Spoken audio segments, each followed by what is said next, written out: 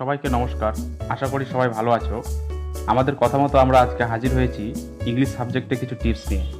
ছাত্রছাত্রীদের অনুরোধ রইল ভিডিওটি পুরোটা দেখার। আজকে আমরা 10টি মজার ইংরেজি শব্দ নিয়ে আলোচনা করব।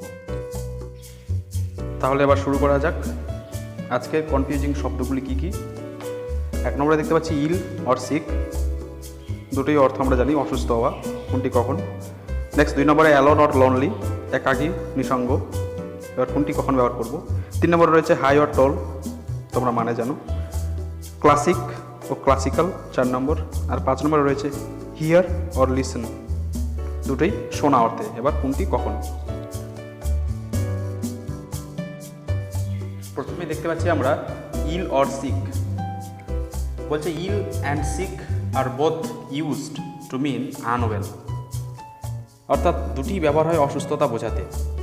উদাহরণ, Robin did not come in last month because he was ill or sick. সাধারণ অর্থে এই বাক্যটিতে ইল অর সিক দুটি আমরা ব্যবহার করতে পারব। গ্রামারিয়ানরা কি বলছেন? The word ill is formal and less usual in American English, অর্থাৎ আমেরিকান ইংরেজিতে শব্দটি বেশি আনুষ্ঠানিক বা শিষ্টাচার সম্পন্ন এবং কথ্য ভাষায় কম ব্যবহার হয়।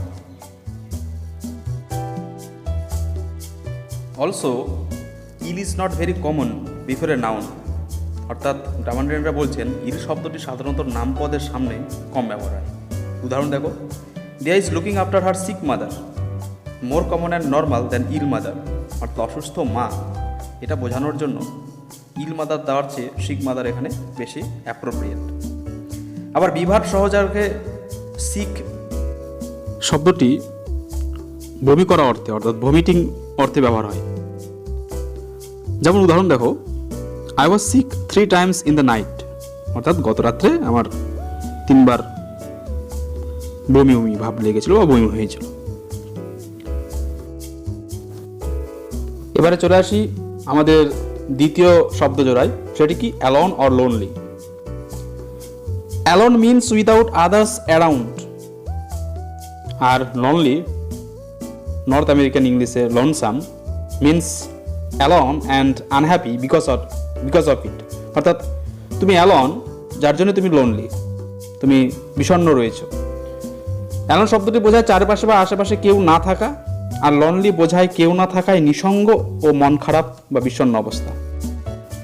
এক্সাম্পল দেখো, I like to be alone for short periods but after a few days I start getting lonely or lonesome, অর্থাৎ আমি অল্প সময়ের জন্য একাকী থাকতে পছন্দ করি, কিন্তু কয়েকদিন পর আবার নিঃসঙ্গতা অনুভব করি। ব্যবহারগুলো খেয়াল করো লোনলি আর অ্যালোনের। আবার বলছে alone is not used before a noun. Alone এই শব্দটি কোনো নাউনের সামনে বসে না। Loan or solitary can be used in that place, সেই জায়গায় লোন বা সলিটারি এই শব্দটি বসতে পারে। উদাহরণ দেখো, দ্য সলিটারি রিপার, এই কথাটি সঠিক, কারেক্ট, কিন্তু আমি কখনো বলতে পারি না অ্যালোন রিপার, এটি ইনকারেক্ট। আবার এই লনলি হাউস কারেক্ট, নিঃসঙ্গ বাড়ি, এটি ঠিক। এবারে চলে আসি আমাদের তৃতীয় শব্দ জোড়া, সেটি কি হাই অর টল। প্রথমে টল নিয়ে শুরু করি। টল বলছে লম্বা, উঁচু, বড়, দীর্ঘ, অর্থ বাংলা অর্থ। Is use to describe people. উদাহরণগুলো দেখো, he is tall. Trees, there was a tall tree. বিল্ডিংয়ের ক্ষেত্রে টল ব্যবহার হতে পারে, a tall building. Measurement of people, লোকের কোনো মাপযোগের ক্ষেত্রে টল ব্যবহার হতে পারে, যেমন he is 193 centimetre tall. Parts of the body can be long not tall, যেমন Robert has got long legs not tall legs, অর্থাৎ শরীরের কোনো অঙ্গ প্রত্যঙ্গের ক্ষেত্রে কিন্তু লং ব্যবহার করাটাই যুক্তিযুক্ত, টল নয়। এবার চলে আসি হাই। হাইয়েরও বাংলা অর্থ একই রকম, উঁচু, দীর্ঘ, লম্বা, খাড়া, বড়। ইজ ইউজ টু ডেসক্রাইবড কিসের ক্ষেত্রে? বিল্ডিংয়ের ক্ষেত্রে, যেমন দেয়ার ওয়াজ এ হাই বিল্ডিং। ওয়ালসের ক্ষেত্রে, the gardens got very high walls, অর্থাৎ বাগানের প্রাচীরগুলো বা দেয়ালগুলো বেশ উঁচু। মেজারমেন্ট অফ থিংস, কোনো বস্তুর মাপযোগের ক্ষেত্রে, যেমন the tree is about 40 metre high, অর্থাৎ গাছটি 40 মিটার উঁচু। মাউন্টেন্স, পাহাড় পর্বতের ক্ষেত্রে আমরা এটা ব্যবহার করতে পারি, যেমন Mount Everest is the highest peak in the world, সর্বোচ্চ শৃঙ্গ পৃথিবীতে মাউন্ট এভারেস্ট। এক্ষেত্রে টলেস্ট পিক বলা যাবে না, highest peak. Next distance above the ground, অর্থাৎ মাটির থেকে উপরের উচ্চতা বা দূরত্বের ক্ষেত্রে, যেমন the clouds are very high today, আজ মেঘগুলো বেশ উঁচুতে বা উপরে রয়েছে। এরপর চলে আসি 4 নম্বর শব্দ জোড়া, সেটা কি ক্লাসিক অর ক্লাসিক্যাল। ক্লাসিক্যাল দুটিরও অর্থ প্রায় একই রকম। এবার কোন ক্ষেত্রে ক্লাসিক আর কোন ক্ষেত্রে ক্লাসিক্যাল সেগুলো তোমরা দেখো, ডান দিক ও বাঁ দিকে দুটি কলাম করে আমরা সেটা বোঝানোর চেষ্টা করেছি। যেমন ক্লাসিক কী সময় ব্যবহার হয়, best of its kind or typical or elegant but simple traditional, অর্থাৎ কোনো কিছু ভালো উৎকৃষ্ট মানের বা রাজকীয় সাদাসিধা বা ঐতিহ্যগত ক্ষেত্রে আমরা ক্লাসিক শব্দটি ব্যবহার করি, যেমন classic design, classic example, classic novel, classic car, classic work ইত্যাদি।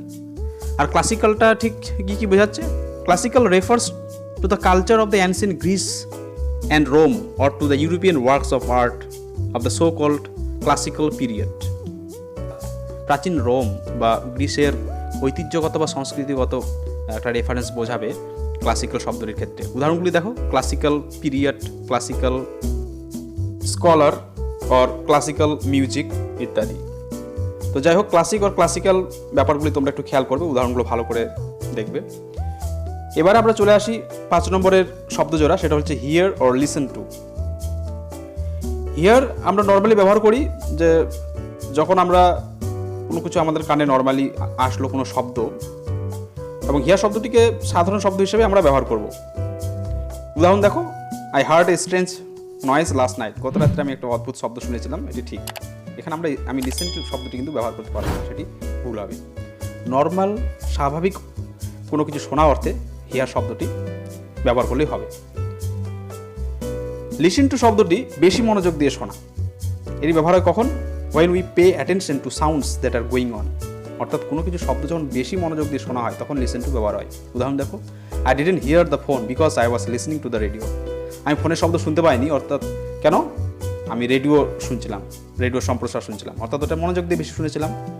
আবার একটা জিনিস খেয়াল করো, to talk about the result of listening or experiencing something we use here, যেমন I once heard Brendel play all the concerts, অর্থাৎ কোনো কিছু মনোযোগ দিয়ে শোনার সমষ্টিগত অর্থ বা সমষ্টিগত ফিডব্যাকের ক্ষেত্রে আমরা হিয়ার শব্দটি ব্যবহার করে থাকি। মাইকেল সোয়ানের বই থেকে যে উদাহরণটা দেওয়া আছে তোমরা ভালো করে খেয়াল করে দেখো। তো ঠিক আছে, আজকে এই 5 জোড়া শব্দই আমাদের আলোচ্য বিষয় ছিল।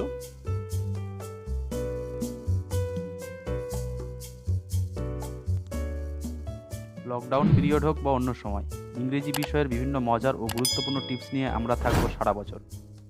চ্যানেলটি তোমরা অবশ্যই সাবস্ক্রাইব করে রাখো নতুন ভিডিও সবার আগে দেখার জন্য।